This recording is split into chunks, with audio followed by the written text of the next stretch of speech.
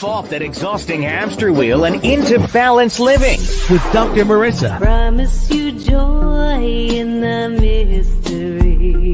Dr. Marissa, also known as the Asian Oprah. Her mission, to be a beneficial presence on the planet. Her purpose, to be your personal advocate to live, laugh, love, learn. Her life motto, don't die wondering. Take back your life with Dr. Marissa Pay.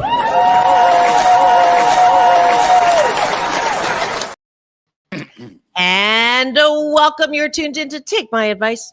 I'm not using it. Get balanced with Dr. Marissa, the morning show here on NBC News, CNBC News, and NBC Sports radio station, KCAA, AM 1050, FM 106.5, home to the Asian Oprah, number one talk in the IE. Thank you very much.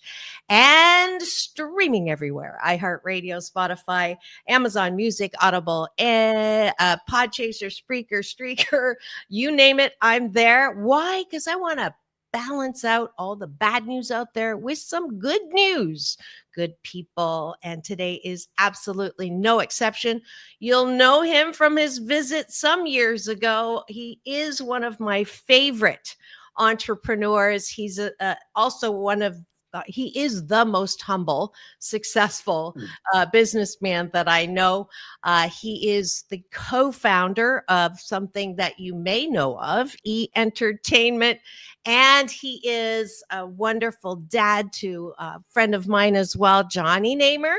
He was on. If you missed their first interview, please go free subscribe to my YouTube channel. Give me a finger, not that finger, but this finger while you're at it. And that way you can hear that first interview when I was at Sunset Gower. And now, thanks to COVID, hashtag COVID silver lining, I get to broadcast right from my home on the beach in Long Beach, and Larry gets to hail from wherever he's hailing from. Please give a warm welcome to my friend and fabulous entrepreneur, Larry Namer.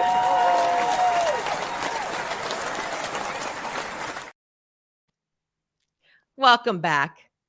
Hi. Well, great to be back. Yeah, I can't believe he gave me that beautiful 8-year tribute, told me to keep going. I follow directions. 668 consecutive weeks later, I'm still here. And I'm really glad that I get to get you back. So we're going to start with breakfast with my guest. As you all know, for the last 3 years, taking a bite of my gratitude sandwich. What are you grateful for outside of yourself that you can look at specifically outside when you're looking around? What do you like? And then inside, bottom of the bun, what do you appreciate about yourself? And I do that because I want you to work that muscle so that you're not looking for love in all the wrong places or likes, literally, on social media. So I'll start. I am grateful that I get to meet amazing people through our mutual friend, Greg Reid, who does these amazing yearly, sometimes twice a year, secret knock events. And I'm grateful to him for meeting Larry. No. Great. Thank you so much. For me, since we last did this, my daughter had a baby. So now I'm grandpa. He's just a bit over 1 year old now. And it truly is, it's an amazing thing to, see your kid have a kid. And, it's just fun because we actually built a second house on my property, and he lives right across the pool from me. So I get to see him literally every day and stuff like that. So it makes me wake up every day with a big smile. Aw, I didn't know that. That's awesome. I mean, I knew about your grandson, but the fact that you get to see him every day, that's brilliant. Yeah. Yeah. And what do you like about yourself? And I know you're very humble and you don't like to toot your own horn. But it is one of those things, with all the awareness around mental health, it's part of my Happy 88 mission to get people to really like themselves. So I'll start again. I appreciate my ability to, keep going, to not quit following your directions and just keep going and love my life. What do you like about yourself, Larry? Well, I still, and people are amazed. I wake up every morning with 10 new ideas. Just like when I first got, there's really no difference between the crazy ideas I have now and the crazy ideas I had back when I first started this. Um, and, thank God I have, the health and the fitness and everything to be able to pursue those. And I'm not restricted by, literally anything. So, the ability to come up with the crazy ideas and to be able to pursue them. Yeah, that's wonderful. And that is it for breakfast. I'm hoping that y'all do 28 consecutive days of this little life, good life habit, hashtag Blisscipline, so that you will sandwich your day in the most positive way. Thanks for joining us for breakfast.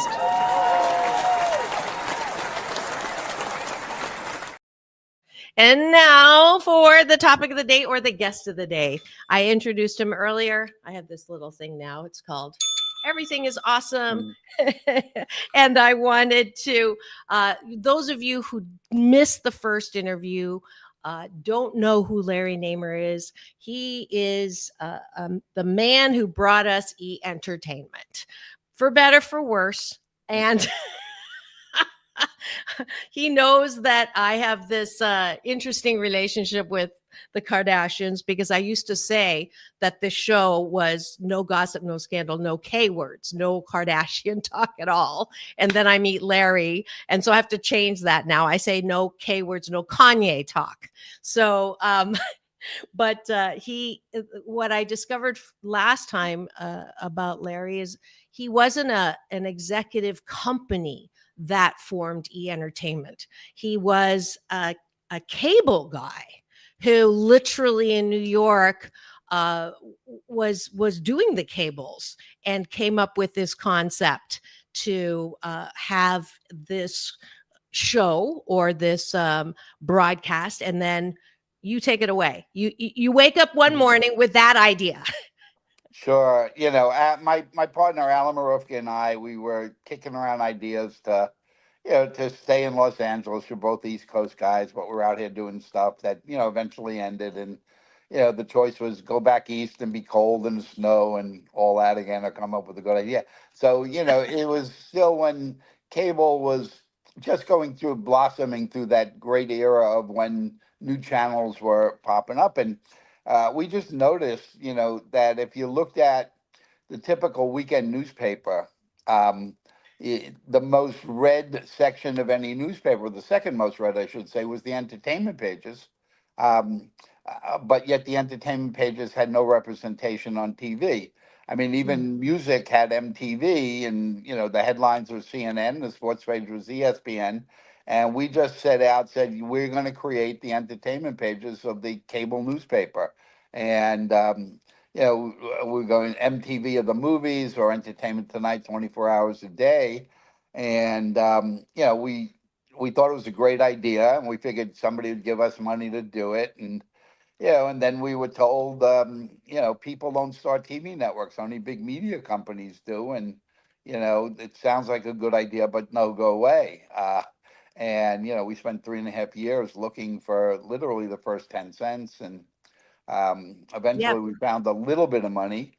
And not knowing we're not supposed to do it, we just did it. And then everybody loved it. And, now he is in 142 countries and arguably the biggest influence of pop culture in the world. Yeah, it's incredible. And I think it was what the first dollar took you 4 years to raise. That's like incredible. Talk about not giving up or not, stopping when you have a good idea.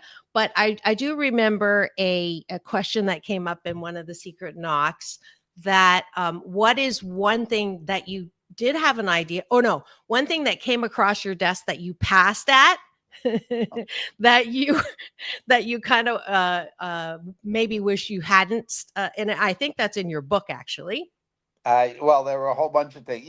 I always say I never get anything the first time. You sometimes you got to kind of hit me on the head with a hammer, and eventually I'll get it. But when Alan, came to me and said, "Oh, this friend of mine, she's teaching cheerleaders how to dance, and she's got a new, she's doing a music album, and she wants to come on and host. And I'm like, yeah, come on. I know Paula. She's, I don't know if she can host. That turned out to be Paula Abdul and stuff. So yeah, I resisted on that, but eventually gave in. And obviously, Paula went on to do bigger things. The other one, Ryan Seacrest. I mean, Ryan interviewed God numerous times, and we were like, he's a nice kid, but we don't know if he really could host anything. And but then eventually, we gave him a shot, and the rest is history. Ryan is probably the hardest working guy in show business now, and he's huge. There's Ryan Seacrest everywhere now. Right, right, absolutely. Yeah, that was the one I was thinking about. It was kind of funny. So you come up, you have all these ideas. You call yourself a entrepreneur or serial entrepreneur. There are a lot of entrepreneurs out there who haven't been as successful as you have been. What would you say is your secret sauce? Like, what is it that makes you know when to hold and when to fold? Or maybe that is part of the answer. Well, a lot of it just has to do with not being full of yourself and Mhm. realizing that, every night, the most valuable thing we have is people. We have a finite amount of time on Earth. And the most valuable thing we have is time. And we need to use it efficiently. A lot of times I see entrepreneurs, they'll start off with an idea, and it might have been good when they had it, or it might not have been good, but the technology has changed, the time has changed, the geography has changed, the audience taste, but they'll stick with it because they keep going with this. I have to follow it. It's my passion. Well, you know what? We all have to eat. We all have to pay the rent. We all got to educate our kids and stuff. And if the idea, and again, might have been good at the beginning, but it changed. You have to have the ability to look at it and go, you know what? It was a good idea. It's not anymore. What's next? And to move quickly again, because you got to maximize the value of your time. And I see so many entrepreneurs just getting stuck in this follow your passion thing, and they think that they can't, just go oops and move on. So letting that go, a good idea whose time has not come. To be honest with yourself and to look at it and go, you know what, it may have been good yesterday, but it's not good today. What's next? So, time management. Is there such a thing? Oh yeah, yeah. It's I have certain little quirks that I do. Like number one, I've always, and I've done this for years and years. Um, if you call me on the phone, okay, unless you're one of my kids in an emergency, I rarely, if ever, answer the phone, because what that does is it then takes away from what I'm doing and makes me start thinking about what's important to you as opposed to what's important to me. Hmm. So if you call me, I might return the phone call 2 days later or 3 days later. But if you email me, and I have this agreement with everybody, because now I can deal with stuff on timing that makes sense for me. So I never go to bed without answering every email I get that day. So Wow. if you really need something from me, and it's not like an emergency where you got to get an answer like right away, email me and I'll answer. Call me and then wait for me to answer. Interesting. Interesting. I'll have to try that. I don't answer, maybe not for the same reason. I'm better with text. I can look at it and see, Yeah. is it an emergency? But yeah, that's great. So, how do you find balance in your life? Entrepreneurs are kind of a little bit nuts sometimes, like they've got so many things going on that their relationships sometimes suffer. Yeah. Well, I've always been smart enough to realize that I'm never going to be the best at every single thing, um, Mm, and that what I got to do is find people, nurture people that will excel, that'll go beyond what I can do. Like if I hire someone for editing, they better be a better editor than me. If I'm hiring a writer, they better be a better writer. So I surround myself with really, really good people so that I can manage from a high level. I don't have to get I don't have to wake up in the morning and have a deadline to do something generally. Um, mhm, I have people that do that and I can trust to do that and I can sleep at night. But the other thing, you got to have your time to relieve stress. Some people meditate, some people do yoga, some people go to therapy and stuff. For me, it's cooking. I love to cook, and not restaurant cooking, cooking for family and friends and people I love. And I just make a point of whenever I'm kind of stressed out, go in the kitchen, cook something up. The more complicated, the better, because it really does take your mind away from what you thought were major problems. And invariably, I come out at the end of the day going, you know what? I don't know why I let that upset me.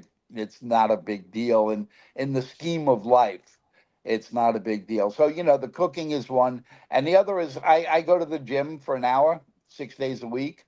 Um, because I could always find an hour. So it's not a set time. It really changes with whatever my schedule is. And again, it's just, so I have these two things that I just use for like get your mind off of whatever is bothering you and whatever, and do something that just makes you feel good. That's great. Yeah, I discovered last interview that you cook Chinese food. I was so shocked that of all the things, and I'm still waiting for the invite, by the way. Just saying, for the fabulous food that Jonny actually spilled the beans on for your ability to cook, and that's Yeah. great. Yeah, INTBOAD is a tool that I use. It's not that big of a deal. That helps definitely on Yeah. just like de-escalating whatever is going on. Now, let's go back to the fully yourself. So, I call them let's see, egomaniacs with an inferiority complex. Um tell me Tell me more. Like the access thing, people are always pushing towards, oh, you gotta know this person to do that. And, I can only do this through that person. What is your definition of the best kind of networking you can do? Well, I typically join up certain things where I find out like Secret Knock is great. Secret Knock has besides the annual thing that they do every March, I go there and I meet all kinds of great people there. I mean, people that amaze me, like the guy who started UGG boots, or like Rob Angel who started Pictionary, and so when I meet people like that, that inspires me. Um, and then they also have a monthly mastermind call where there are people who are not necessarily part of Secret Knock, but a part of the mastermind group where they call in. Is usually a few of people like me, and that are on the phone, and we're accessible to people. And and it's as valuable for me because I get to hear what people are interested in, what people are thinking about, and stuff. So I put myself into those kind of situations often, so that I always stay current and let's call it relevant. Great. What do you think about all of the uh, I, I don't talk politics or religion. So that's why I'm like hesitating on how to say this the best way. There are people like me who don't listen to the news, because not because I don't want to stay current, but because most of the news is either negative or some producer's idea of the best thing for you to think or see. And if it bleeds, it leads. So I kind of just want you to comment on that for me.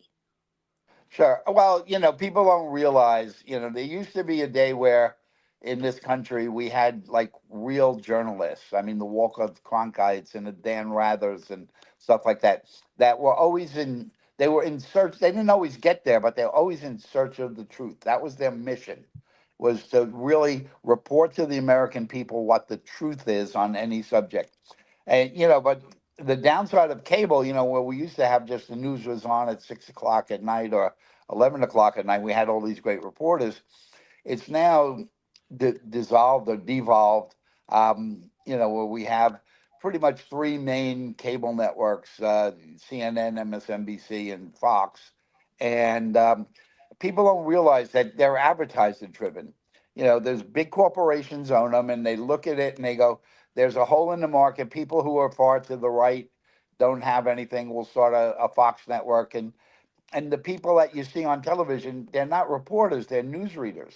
So they're reading what the corporate agenda is, because they need to get viewers who fit into that profile that they could then sell to advertisers. On the other end of the spectrum, you've got CNN, where they're going, okay, we need to attract the people that are, to the left, and we're going to read the news in that fashion. So we get those people and we sell them to advertisers. And, so it's very, very difficult. And then, you got all the stuff with social media now, with all the conspiracy theory people, which again, people don't realize some of these people, and I've met a whole bunch of them, they just make up stuff. I mean, because they're all in the wilder their theories are, the more people start to engage with them, and and then they find a way to monetize it and stuff. There's, I like, for me, knowing that, I like BBC News. Again, it's not perfect, but I think it's closer to journalistic integrity. Actually, out of the Middle East, with certain exceptions, of course, but Al Jazeera has hired some real journalists and stuff. So on certain things, I think they're better than most. But it is very hard to ascertain where the truth really lies these days. Absolutely. I actually use this. I don't know if you can see it. The bias chart. So when I quote something, I want to get and your BBC is right in the middle, Yeah. right? That's also one of mine, and NPR, because exactly of what you're saying. People make up shiitake all the time, and it just kills me. Like, it's like you don't investigate, and you just keep sharing. Every time someone shares something, I go, have you folks checked it? Yeah. It's ridiculous. So we have to take a quick break for news, traffic, and weather here on KCAA, NBC News Radio. We'll be right back. Don't go away. Now, Chuck Woolery used to say we'll be back in 2 and 2. It's shorter than that. I just say peace in and peace out. Don't go away. We'll be right back with Larry Namer, and we're going to talk about his book, Off Script. Don't go away.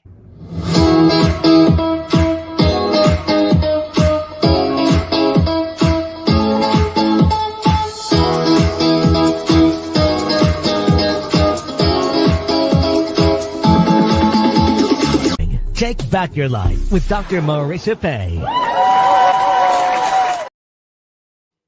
And we're back. You're tuned in to Take My Advice. I'm not using it. Get balanced with Dr. Marissa, the morning show here on KCAA, NBC News Radio, home to the Asian Oprah and #1 in talk in the IE at this hour. Thank you very much. And today we have a return guest, very, very special. My favorite entrepreneur. He is the co-founder of E Entertainment, and he has a new book out. He is it's called Off Script, and it's available now. It's already bestseller status, as I understand it, from Greg. And we're just so excited that you're coming here, not just to reconnect with me. Those of you who saw him give me a wonderful 8-year congratulations. He's here also to talk about, or tease us about, Off Script. So in your own words, what drove you to write this book, and what can we learn in this book? Well, people have been asking me to write the book for God knows how long, and because I do have a lot of weird stories that part of my life. But I've always resisted and said, you know what, I'm not ready to write a last chapter now, so I'm not writing a book. But then I was thoughting about it. A lot has to do with when my daughter had a baby, and so now I got a little grandbaby, and I go, okay, well, what am I going to leave him so that he knows grandpa a little bit better and a little bit deeper? So I started thinking about it, like me. So my passion is cooking. I do the TV and the movie stuff pretty well, obviously, but I love to cook, and I do that. So, but if you look at my life and my career, pretty much every 7 years, I reinvent myself. Hmm. And so I said, I could divide my life up into like 7 or 8 different segments. My growing up in Brooklyn years, my Manhattan cable years, my Los Angeles cable years, my years, I had the big media company in Russia. Now I've got one in China. Now I'm back in the US.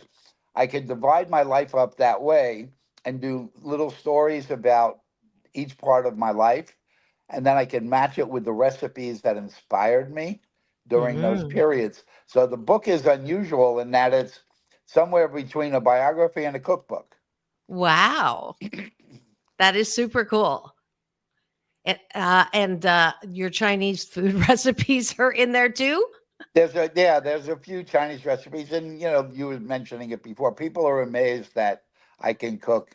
I can cook Chinese literally as good as any Chinese person on the planet. I even had a cooking show in China. I had 4 episodes I did on Beijing TV, of me cooking various forms of Chinese food. That is amazing. What was one of the dishes? Well, it goes from basic Cantonese stuff, particularly roast meats. I do spare ribs and roast pork and real egg rolls, not spring rolls, and more Southern Chinese. But then I love spicy, so it was me doing Szechuan chicken with Szechuan peppercorns and things like that. So people always think of Chinese food, and there really is no such thing as Chinese food. There's really 8 major cuisines in China that are very different. It's as different as, you can't say American food because on one hand you got Boston clam chowder, and then you go to New Orleans and it's a whole different thing, and you go to Texas and it's barbecue and stuff. We've got a lot of different cuisines here, and they have really 8 major cuisines there. Cantonese, Uh, Beijing, Szechuan. yeah, then you have Shanghainese food, you have Shanghai. That's right. Yunnan, you have Tibetan. There's all kinds of different things. So here's the book cover. Can you see that? Is it on there? Yeah. Okay, perfect. Never follow the crowd. Recipes for Success. It is a national bestseller. Visionary founder of Entertainment TV Network, Larry Namer. You can pick it up anywhere. I just pulled up the Amazon, and that's great. I can't wait to read it. I'm expecting. Oops, I lost you. I'm expecting. A signed copy when I get to Secret Knock next month. And I'm really really excited about the authentic the food that the recipes that Larry just mentioned. Just so you know, in case you didn't notice and you thought I was Swedish, I'm actually Chinese, and the recipes he's talking about are authentic Chinese. People think that chop suey, there is no such thing as chop suey, and what's the other one? The egg foo young. It's like I went to Germany and Austria and Budapest, and the saddest thing, Larry, was going to a Chinese restaurant, and all they had was the curry, greenish brownish curry, and then the brown soy based gravy. And I asked the chef, "What the fork? What you're eating?" And he goes, "We tried, and they won't eat it." Yeah. It's Yeah, so it's different and stuff. We had in this country, we started, going back into the 1800s when we had that first big wave of Chinese immigration to build a railroad and search for gold and stuff. We had a lot of Southern Chinese. So for years and years, the only thing you could get here was basically Cantonese food. Um, but then, probably 20 years ago, 25 years ago, we started to really explore and got the Szechuan and now Huna. I mean, you can find literally anything in this country now, and it's pretty amazing because they're totally different cuisines. yeah. Have you tried to make xiaolongbao? Oh, I could do that easy. Oh, no way. Yeah, yeah. No, I that's do. one of the hardest things to make. I No, can't even make that. once you know the real tricks, um, like how you get the soup into the dumpling, people don't realize that you do it with an ice cube. you freeze the soup, and then when you're ready to finish, you put the ice cube into it, and then you put it in the freezer so the ice cube doesn't melt until you're ready to cook it, and then it melts in the dumpling while you're steaming it. I got to tell Greg that one of the things to auction off should be a cooking lesson with you for the Mhm. tub of love. Isn't that a great idea? Yeah, sure, absolutely. I think that's the one I'm going to get. So, okay. Uh, the book, I know you're not going to give away everything, but what is one thing that we don't know? You spilled the beans on Ryan Seacrest and Paula Abdul, but what's another thing in the book that you think is really something that'll help people maybe with what they're trying to do? Well, I think, yeah, just I grew up in a very poor neighborhood in Brooklyn and stuff, and I was the child least likely to succeed. Really? Yeah, yeah, I was a straight C student, and my parents' aspiration for me were to get a civil service job and be able to retire at 65 with a pension and stuff like that. And but the book really is, it's for a lot of people are finding it motivational, inspirational. It's kind of like, hey, if Larry could do it, we can do it. uh so for me, that's a great takeaway. But there's stuff in the book, and writing a book was an odd thing because I started to have to remember things that I didn't think about for years, and and then I would just look at it and go, "Oh my God, I can't believe I did that." Um, in the book is the first time Alan and I ever had lunch with O.J. Simpson, um, at a restaurant after O.J. threatened to beat Alan up with a baseball bat for going out with his girlfriend, and well, we had a peace conference there, and it's funny because. Not only did I remember the incident, but I remember what I ate at the restaurant, and so that recipe is in the book. Um, that another thing, for people who might be a little older, they remember, our greatest statesman was Henry Kissinger. Mm. Well, way back, I brought Vladimir Putin to the U.S. and introduced him to Henry. Um, and there's a picture in the book of me and Putin together and stuff. And again, people don't realize, obviously, with the Ukraine war now, we have a lot of different opinion about him and what he's doing, but he and I used to do a big concert in St. Petersburg where we raised 100% of the budget for the children's hospital and the orphanage in St. Wow. Petersburg. So, for me, to say that I know a world leader is bizarre.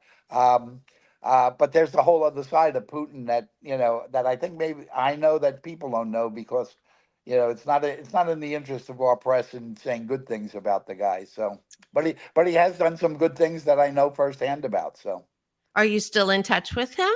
no, no, he's got a little army of army guys around him Literally. that intercept the calls and stuff like that. So no, when the Ukraine happened, uh, the concerts came to a screeching halt and stuff. So Mm. not had any contact with him in recent years. Wow. Wow. If you had the chance to sit down and talk with anyone who's now on the other side, I call it, we come from love, we go to love. Who would that be? Albert Einstein. Why? I Obvious. just think that beyond his obviously abilities in science, I think that when you really dig into him and you read some of his writings and stuff, he just had this very interesting outlook on life, particularly like realizing what's important and what's not, and how you separate the BS out from the stuff you should be paying attention. So yeah, he would be the one that if I had one, that would be it. Cool. What is BS these days that people are focusing on, and what is important that is being lost? Well, I see every day, I mean, I pay attention to social media, and there's BS on both sides. I mean, politically, I'm sort of in the middle, but I read some of this conspiracy stuff that is, and I give people credit for being great writers and great, but it's science fiction. you know, Biden has been dead for 4 years, and there's an alien in the White House that's a shapeshifter, and and people are writing this stuff because they're getting other people's attention, and they find a way to you get readers and you get them to engage, and then you monetize it and stuff. I read that stuff and I go, oh my God, for people who are not smart enough to filter, they're actually believing some of this really just outlandish stuff Why do that's you out think there. that is? Why do you think people are so susceptible to craziness? Like it seems like it's more these days, but I don't know. Maybe it's always been, but we just didn't know. Well, I think people, who want to perpetuate the crazy stories, um, they didn't have access to media before. Mm, So, okay. again, with three networks, you can't come up with a crazy story and get it on CNN tonight. But, with social media, there's nothing stopping them from posting it on their IG and whatever. And you get one person writing it, and then another person goes, "Yeah, I knew that. I met the aliens," and it just kind of builds upon itself, and and it gets crazier and crazier as you go along. Yeah, absolutely. There's an expression that I kind of get irritated by. And I just want to know your take on it because I think you're an example of what I believe, which is you can be a master of all trades, or at least more than one. And so when people say jack of all trades, master of none, I get ticked off because I believe life is, this obviously it's finite, but the fact that there's so many people staying in jobs that they hate, living for the weekends, and just give me the paycheck and or the 2 weeks a year for vacation makes me sad. And so, especially during COVID, it's like whatever you have always wanted to try it, instead of watching the Kardashians. Take that time and do something to, amplify or try new things. So, what do you think? Yeah, no, I totally agree with it, and I read a lot, but uh, and when you interview people that are, let's say, close to death or on their deathbed, you find that most people, when you get to what's your greatest regret, it's not for something that they did, but it's for something they wish they would have done and Mm, stuff. So, my feeling is don't get to the point where you're on the deathbed and you go, geez, I wish I would have, whatever it is, learned how to cook, married so and so, been better with my kids. Don't let those things go by you because you can never get them back. yes, absolutely. Speaking of which, now we know you have a son, and Johnny. Just a shout out to an amazing guy who had a brain tumor, right? Yeah. And just he was, for those of you who don't know this story, he was actually a Make a Wish recipient, Yep. right? Yep. And he's doing amazingly. Is he still trying to? Is he still doing the acting stuff and lacrosse? No, well, yeah. So Johnny actually celebrated this year his 20 years cancer free, and Johnny has there. I have three kids. Johnny is the middle one, um, but Johnny goes through. He did become a professional lacrosse player, but then he retired because when he hit the ripe old age of 32, he said, "Dad, I got to retire. I can't run with 18-year-old kids anymore." Um, and with COVID, he stopped taking acting lessons and doing that. So now he's a an avid karaokeist. He goes to karaoke. He's got a karaoke group, and they go 2 or 3 times a week to karaoke. So now, from an actor, he's become a singer. Oh, that's great. Well, I love doing that. I made it to the finals in the international karaoke competition. Yeah. So I'm going to have to talk to him about that. I Yeah. almost got to Finland.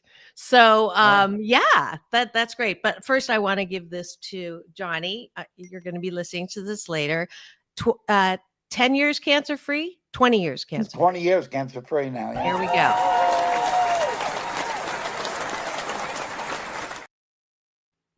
That makes me very, very, very, very happy. Yeah, and I get to see him next month. A little commercial for this amazing event. I think it's sold out this year, but put it on your radar. It's called Secret Knock, and if you are just stuck in whatever you're doing, a great way to meet new people and expand your mind and your gifts and talents is Secret Knock, and that is happens at least once a year. Just Google it, use my assistant Google, and look forward to seeing a lot of people on the red carpet and amazing people like Larry to just really be inspired. And also want to, I didn't ask you if it was okay. Personal life, are you dating?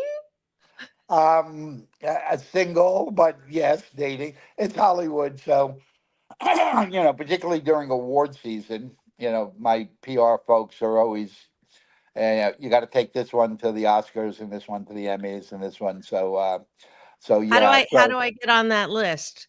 uh, I think they got me booked out for the next few years and stuff. Oh, So, bummer.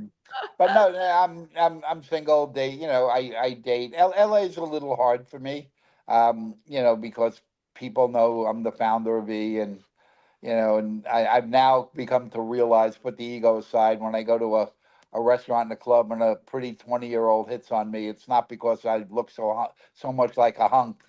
It's her friend went, hey, there's the founder of E there. So yeah, and then with the Me Too movement, I'm super super cautious in Mm, LA, and yeah. so it's difficult. Yeah, yeah. And something that people may not know is that you are an introvert, that you are not super comfortable in all of those public things that you get to do, which I think is very important too for people who are introverts and think that in order to be successful, you have to be all out there. Talk to me about that. Well, I do, if uh, and it's funny because I have a PR person that I actually pay to keep me out of the newspaper. Um, so she cracks up, but I don't relish in like the Hollywood stuff. I'd rather spend time with my friends and my family and stuff like that. They're much more important to me. Um, but if it's a project that I'm involved in and that I need to be out front to kind of propel it and make it work, I'll do it. If it's something for a friend's project, I'll do it. And then, last but not least, if it's something that helps children, I love children's stuff. So if it's a charity that helps children or anything like that, then I'll do it. But to get out, I don't need my face on the cover of magazines and stuff like that. So I try not to do that stuff, but Mhm. every once in a while they catch me someplace and they do it to me, and I have no. I just ended up in somebody wrote the book about the Kardashians, and I've just been real quiet about Kardashians forever, and so I'm reading the book, and God knows there I am, and where they got the information I don't know, and. Then there was a Kardashians thing on television, and I see they pulled old clips from I don't know where, and so it's challenging. Mhm. I've been when I have my big Prada glasses on, I've had more than one person say, "Are you the mom, the Kardashian mom?" It's like, Uh, Do you need glasses?" yeah. It's different race. But anyways, okay, so since you're on my show and since your time is super valuable, I'm I'm going to ask you because I live my life out loud. You've known me for years. What is your advice to me for obviously you want me to continue, don't stop, and we've been doing that. I was called the other day a multi hyphenate because in addition to motivational speaking and author and platform and broadcaster, What do you think? I've never had an agent, I've never had a manager, I've never had a publicist. You know, I've been doing a little traveling and the China thing and whatever. But if you were my mentor, if you were my, promoter, whatever, what would you advise me to do? Well, I think you have an unusual opportunity and a great opportunity, and one that I think you should grab. Um, young people in China, um, they need what you do because this whole thing with capitalism and entrepreneurship and stuff is so new to them that they take a lot of stuff literally. I see people in China do horrible things to a friend, and I go, "Well, how could you have done that? That's your friend." And their answer is, "Well, business is business." Um, Mm. they haven't learned to temper that with being good. That you could be good and make money at the same time. Um, you having Asian blood, I think, have an opportunity to do stuff there. They'll listen to you, and you'd be credible. And I really think they need mentorship and guidance and stuff because there's incredibly great kids there and stuff, and they just don't have anybody like them to follow. Mm. And I think that would be the greatest thing you could do right now. Okay. Okay. I will definitely take that as the next level of marching orders from Larry Namer. And who knows? You have your pulse on all of that. Someone called you the number one connection for media, both in Russia and in China. So, talk to me about that, and any entrepreneurs that are looking to do media in either country. Is there a process for that? Well, those are very difficult. So, as far as I know, we're still the only American company or Western company that is legally allowed to do media related things in China. So, a lot of people just pitch us because we're the access point there. So we'll co-produce with people, or we'll co-invest, or something if we like the project. So you need to find someone who can facilitate your entry into those markets. Um, we've been technically we're an experimental company in China because legally you can't exist as a media company there as a foreign company. But we've been an experimental company for 14 years now. Um, when the Chinese want you there, they make it very easy. When they don't want you there, they make it impossible.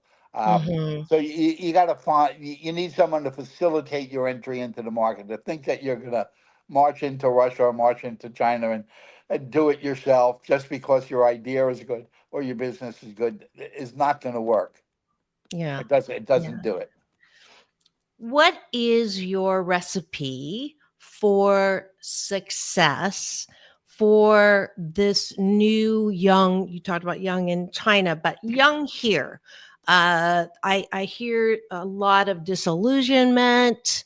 I hear a lot of anger. I hear a lot of hopelessness for this incoming, our leaders of tomorrow, maybe, whichever millennial, and people in their, let's start with 20s and 30s, and they are looking at this landscape right now. There's just a lot of uncertainty. What is your advice or your recipe for them to be successful? Maybe we need to define what you think success is first. Sure. I mean, I think success is for me. It's the pursuit of happiness. It's we each have a happy place, and how do you get there? But I think we've indoctrinated people into this whole follow your passion Mm, thing, which I just think is wrong. mm, Because again, we all have the need to eat and pay the rent or whatever, and if you can't figure out how to make something financially viable, eventually you got to stop doing it and stuff, and you wasted a lot of time. So my thing, the advice that I give people is find something that you're good at, and then work your butt off and become great at it, and then that will become your passion. Hmm.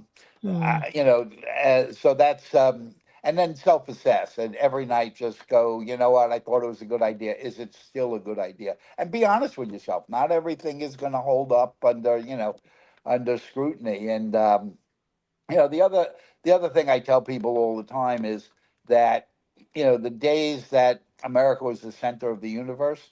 I mean, we're Mm. still important in the world, or we're a huge part, but technology has changed, particularly in the media business, where Hollywood is no longer, in my mind, it's not a geographic place. It's a mindset. It's a level of creativity and quality and stuff. But I can take my cell phone and go make a movie in Nigeria tomorrow on my iPhone. I don't have Mm. to come to Hollywood. So really be cognizant that there's a world out there Hmm. and that it's not the old days where you had to be in America and stuff like that. We're part of the equation, but we're not the entire equation. Yeah, really good, really good. How about advice for the 50, 60-year olds? Um, Learn artificial intelligence. I was Um, going to ask you that question actually. I'm a huge fan of AI, and I actually work with some in the Writers Guild here. There's people who won age discrimination lawsuits. I mean, great writers that won Academy Awards and Emmys and Golden Globes and stuff. But they kind of got shut out of the business because they're not young anymore. But they're great storytellers. So I work with few and taught them how you prompt, and they've got a whole new life there, and it's not hard to do. It's You don't have to be a scientist to understand AI. You just have to have a logical mind and learn how you prompt this thing to basically come back with the best set of answers that you can on whatever the subject is. S- So it's really, don't be afraid of it. Like, I mean, I think that's the biggest thing is like people have this, oh, it's gonna change, it's gonna, and it's like, it's helped us so many already, like your Siri, your Google, your asking questions, your navigation system. Like, why are we so getting our undies all wrapped up around artificial intelligence when it has such a capacity to be helpful and creative? Yeah, it's a tool. Okay, it doesn't replace us as human beings. I mean, for me, I use it all the time, and I'll do stuff that used to take me 5 days. Literally, with AI, takes me 30 seconds now, and takes me an hour to kind of polish it up. It's never 100%. You got to add that human element into everything. Um, but how could you not love something that saves you 5 days? You've regained 5 days of time. Um, you go back. Technology marches on, whether you like it or not. If there's good things that could happen with it, I mean, go back 110 years or whatever. We used to have, horse ranches all over the place, and the aspiration for everybody with horse ranches is everybody one day is going to have a horse and buggy. And then, when Henry Ford started with the car, they were appalled. We can't let this happen. It's no good, whatever. I tell people, I go, look out the window and tell me how many horse and buggies you see versus how many cars. Yeah. Um, the music industry fought against digital music for 10 years instead of embracing it and realizing it was inevitable. And then they bitch and moan that, Spotify and iTunes have taken over the business and stuff like that. Well, you spent 10 years fighting against it and when you could have been it. Um, Technology is going to happen whether you like it or not. Learn to embrace it. Learn how to control it. Make Mm. sure there's a body of law that makes it very obvious that if bad people do bad things with that technology, there will be consequences. Because we don't have that now. Even our regulators are so confused by it and so intimidated by it. We don't have anything that says you can't do bad things with it because XYZ will happen to you. I mean, it's almost Right. like I say to people, a 12-year-old who says, "Hey, I want to drive the car," can't take the Mm. keys and get in the car. Mhm. Um, you got to be a certain age. You got to take driver's education. You got to take a test. And then there's rules of the road. And if you violate the rules of the road, there are consequences. We Mhm. don't have the consequences now. We don't have the rules set up. And that's what we need. Yeah. Yeah, absolutely. Last question. What is your legacy? What do you want to be remembered for? Not that I'm hustling you off of the planet right now. But I have an answer, but I want to hear yours. Well, I think it's the combination that you can be good and be successful at the same time. I mean, a good friend of mine. We were thinking of starting a TV network together. A guy named Blake Mykoski. Um, Blake started this company called Tom's Shoes, and Blake went to the Amazon, and then he came back and he started selling shoes. And every time you bought a pair, he would give a pair to a kid who didn't have any shoes and stuff, and the company became, it's a $1 billion company. Um, and I think we're starting to see a lot of corporations realize that you can give back. It's good business to give back and to be good. And we're seeing more and more people, and I just hope that continues. Yeah, that's great. Be good and be successful at the same time. Larry Namer, folks, I know you've enjoyed this talk with him. Please do go and pick up this amazing new book that I just had ready. And the Off Script is the name of it. It has recipes as well as amazing stories that came out of the truth of Larry Namer's life. Thank you so much, as usual, for coming and talking to me and spending some time. I look forward to seeing you next month at Secret Knock.